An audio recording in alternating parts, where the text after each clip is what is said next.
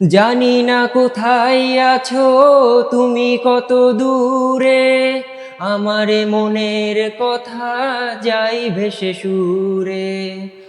ও জানি না কোথায় আছো তুমি, কত দূরে।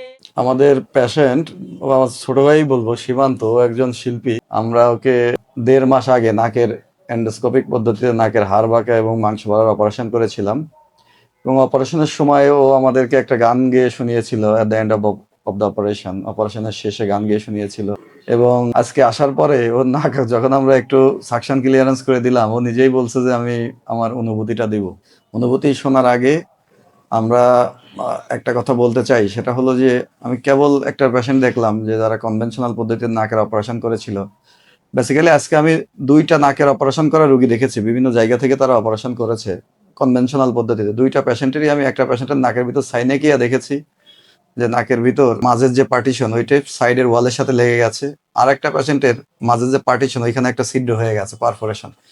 সেই জন্য আমি আমার সমস্ত রোগীদেরকে বলি, আপনারা নট নেসেসারিলি যে আমাদের কাছ থেকেই অপারেশন করতে হবে, যেখান থেকেই অপারেশন করেন অপারেশনটা এন্ডোস্কোপিক্যালি করলে অপারেশনের পারফেকশন সবচাইতে বেস্ট হয়। এই অযথা কমপ্লিকেশনগুলো হয় না, হওয়ার চান্স একেবারে কম থাকে, বা হয় না বললেই চলে, এবং পরবর্তীতে সারা জীবন আপনি ভালো থাকবেন। আমরা যে সীমান্তকে বলেছি যে আপনি এই যে আজকে সাকশন ক্লিয়ারেন্স করে দিলাম, আশা করি ভবিষ্যতে আপনি নাক দিয়ে একেবারেই অসাধারণ শ্বাস নিতে পারবেন। আর একটা জিনিস ছিল, ওর যে আমরা নাকের হাড় পাকা মাংস বাড়ার অপারেশন করেছিলাম, ওর নাকের সিভিয়ার, মানে যেটাকে বলে গ্রস ডিএনএস, মাঝের হাড়টা সিভিয়ার বাঁকা ছিল, যেটা এন্ডোস্কোপিক পদ্ধতি ছাড়া 100% ক্লিয়ারেন্স করা বা স্ট্রেট করা সম্ভব না। ঠিক আছে, তো আমরা এখন সীমান্তের মুখে শুনি যে অপারেশনের আগে ও কেমন ছিল এবং অপারেশনের পরে ওর ফিলিংসটা কিরকম আছে। সীমান্ত, আমাদেরকে বলো। অপারেশনের আগে আমার বাম নাকটা একদমই বন্ধ থাকতো। হুম। এ নাক দিয়ে কোনো শ্বাসই যেত না। ডান নাক দিয়ে একটু একটু নিতে পারতাম, আবার কখনো এটা বন্ধ হয়ে গেলে তখন আর নেওয়া যেত না। এখন আর এখন অপারেশনের পরে অপারেশনের এখন পর বাম নাকটা একদমই ক্লিয়ার। হ্যাঁ। আগে যে সমস্যাটা ছিল হুম হুম। এখন আর নাই। আর ডান ডান নাক? নাকটাও ক্লিয়ার। হুম। এখন আগের থেকে অনেক ভালো শ্বাস নিতে পারছি। মাথা ব্যথা করে? সবকিছু আগে প্রচুর মাথা ব্যথা করতো, এই 1.5 মাসে মাথা ব্যথা হয়নি। হাসি হয়? হাঁচি স্বাভাবিক, আগে আমি 15 থেকে 20টা হাঁচি দিতাম স্যার।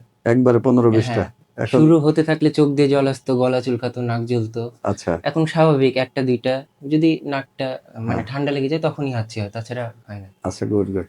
তোমার যে একটা কনসার্ন ছিল, সেটা হলো যে অপারেশনের পরে গান ঠিক মতো গাইতে পারবা কিনা। হ্যাঁ এখন স্যার। কি মনে হয় যে গান গাইতে পারবা? হ্যাঁ স্যার, মনে হয় তো পারবো।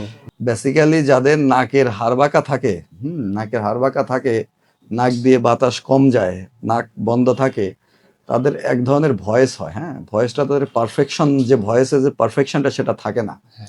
এই কন্ডিশনটাকে আমাদের মেডিকেলের ভাষায় বলে রাইনোলালিয়া ক্লোজা, মানে নাক বন্ধ হয়ে গেছে এই জন্য যে ভয়েস, এটাকে বলে রাইনোলালিয়া ক্লোজা। এখন যেহেতু তোমার আমরা নাক একদম ক্লিয়ার করে দিয়েছি, ফলে বেসিক্যালি থিওরিটিক্যালি বলো বা প্র্যাকটিক্যালি বলো, যেটাই বলো, তোমার নাক বা কণ্ঠস্বর আরো ভালো হওয়ার কথা। হুম। তো আজকে তুমি আমাদেরকে একটা গান গেয়ে শোনাও, তোমার প্রিয় একটা গান গেয়ে আমাদেরকে শোনাও, ঠিক আছে? ঠিক আছে, আমি চেষ্টা করছি গাইবার।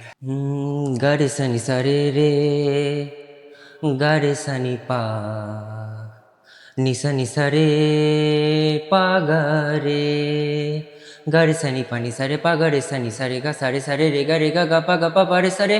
ও বন্ধু, তুমি শুনতে কি পাও?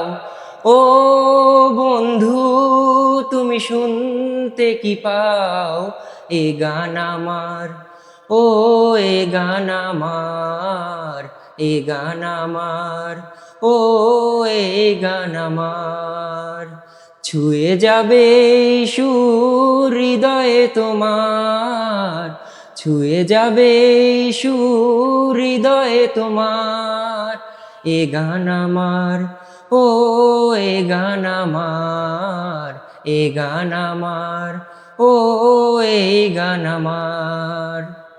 জানি না কোথায় আছো তুমি, কত দূরে আমারে মনের কথা যাই ভেসে সুরে। ও জানি না কোথায় আছো তুমি, কত দূরে আমারে মনের কথা যাই ভেসে সুরে। যদি পারো সামনে এসো, কাছে এসে ভালোবাসো, যদি পারো সামনে এসো, কাছে এসে ভালোবাসো, বোঝো না কি ভালোবাসা করে হাহাকার, ছুঁয়ে যাবে এই সুর হৃদয়ে তোমার। ও বন্ধু, তুমি শুনতে কি পাও, ও বন্ধু, তুমি শুনতে কি পাও, এ গান আমার, ও এ গান আমার, এ গান আমার, ও এ গান আমার। অসংখ্য ধন্যবাদ, খুব ভালো লাগলো। Thank you, thank you. Okay.